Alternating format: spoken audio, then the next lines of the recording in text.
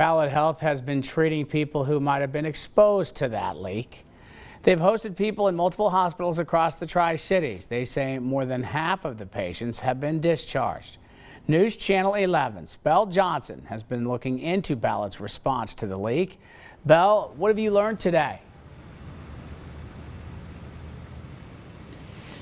Casey, yesterday we learned that many of the students and faculty were sent to local hospitals, and many athletic teams had to be rerouted to local hospitals on their way to games. Today, Ballad says that as of 11 this morning, nearly over 300 patients have been treated. Ballad says most patients experienced mild to minimal symptoms and were monitored as a precaution. Ballad also says a limited few did receive oxygen therapy and extended operations. Most of those who have been treated have been discharged with fewer than 20 patients remaining. Those with mild symptoms have been advised to rest for a few days, while those with more severe symptoms may require more recovery or support.